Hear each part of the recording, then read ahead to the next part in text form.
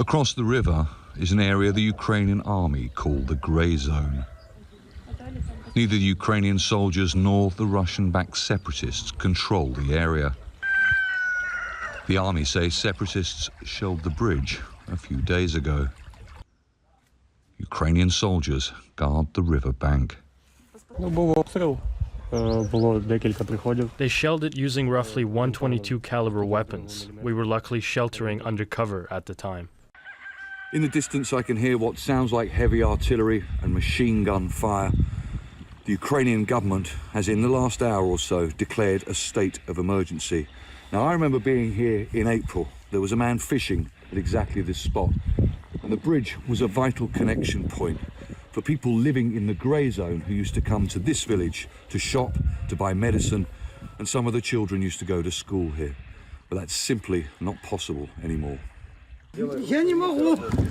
Close by, 46-year-old Katya unloads a delivery of wood. Her brother and sister live across the front line in separatist-controlled Donetsk. They're my family. Should I shoot them or they shoot me? The men are being conscripted there and they are being conscripted here. What nonsense. This is the 21st century and look at us running around with guns. We are torturing each other. Despite the risk, 27-year-old Michael still goes to the river to fish. He was injured in a car accident in 2013. The war started a year later, and he hasn't been able to get the physiotherapy he needs since then. We have shelling every day. You can hear it now. I've just come down to check that it hasn't scared the fish away.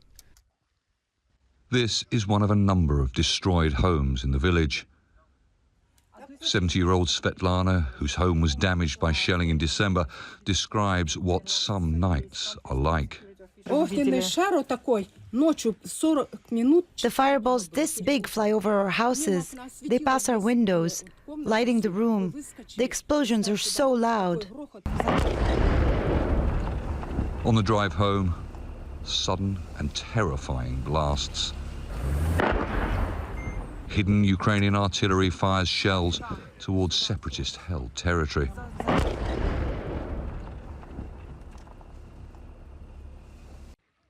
What the Ukrainian army say is defensive action against the Russian-backed threat just over the hills. Charles Stratford, Al Jazeera, Hranitne, Eastern Ukraine. Well, joining us now from Moscow is Tatiana Kukareva, Deputy Head of News from Sputnik News in Russia. Thanks very much for being with us. So I don't know if you've been hearing some of the comments that have been made at the United Nations today, but with the exception of the Russian ambassador, most of the speeches have been very much criticizing Russia and saying this is all on Russia here, and that they are the aggressor, and that this is a conflict of their choosing. What do you say to that? Good evening, Hazem. Well, obviously, those comments come from the same countries that have been supplying military aid and financial aid to Ukraine all these years. The same countries, some of which actually were supposed to guarantee that there is no violence in the Donetsk and Lugansk republics. You know, the Minsk agreements that were agreed upon in 2015, and that was supposed to actually be observed, and they never were. At least the Ukrainian side never pulled back troops. They never stopped the shelling. And of course, the West, you know, those countries, the same countries that supplied billions in aid, in military aid, some in lethal aid. I believe it was just Germany that actually refused to supply weapons to Ukraine, whereas the United States has contributed immensely to Ukraine's military. There's also, you know, there's undisclosed number of US military personnel that is right now training Ukraine's military, although technically, and that's, what President Putin spoke about in his address back when he, announced the recognition of the two republics of their independence, that any presence of foreign military troops on Ukrainian soil actually contradicts the Ukrainian constitution. And yet all of this has been happening.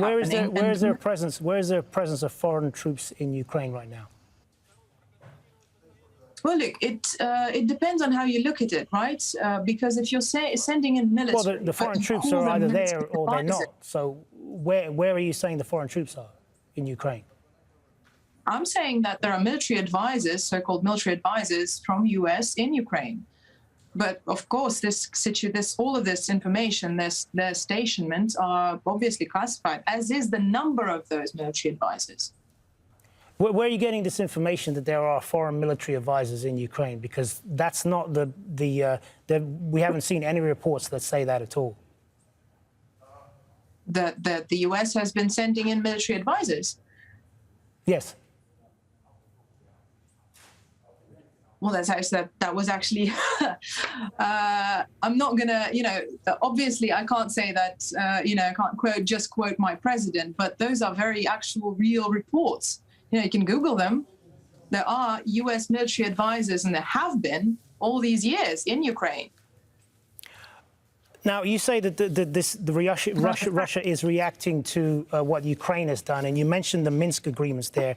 But most independent observers say that the language in the Minsk agreements is very vague in terms of what kind of governance there can be in those territories. And the Ukrainians have argued that it is Russia and the separatists that have consistently violated those terms. What do you say to that?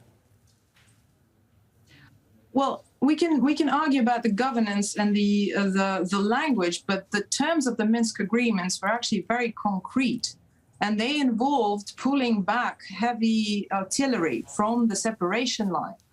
That's number one, the number one point that was never observed from the Ukrainian side. But the Ukrainians, again, have said that they are simply responding to Russian provocations on this.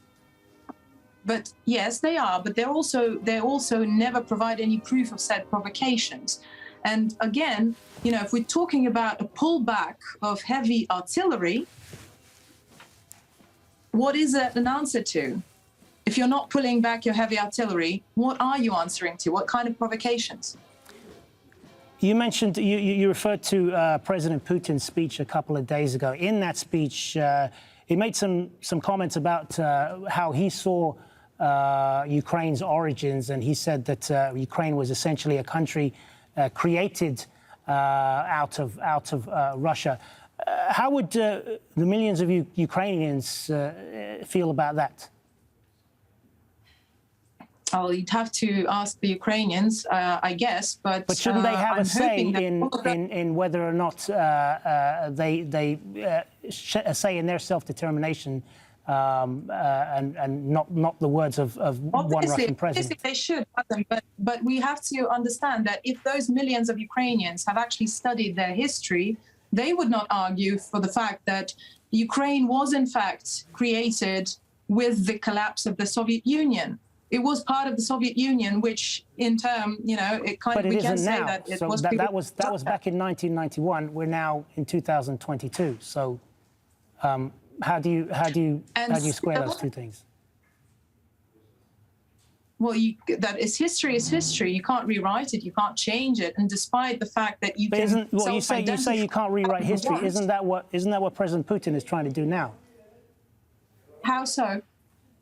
Well, you tell me. He's merely stating that Ukraine was created when Soviet Union fell apart, and that it was a very, there were some very creative decisions at that time, and regions that were completely Russian-spoken, including the Donetsk and Lugansk regions, that at the time of, even before the unrest, I believe the data, even from back in the beginning of the 2000s, stated that 80% of the population of these regions considered themselves to be Russian-spoken and to have Russian as their native language. The language that Ukraine actually made, it was a state language in Ukraine, one of the two.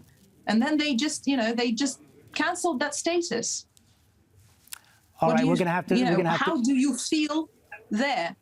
We're going to have to leave it there. Thanks very much for your time. Tatiana Kukareva joining us there from Moscow. Good evening to you.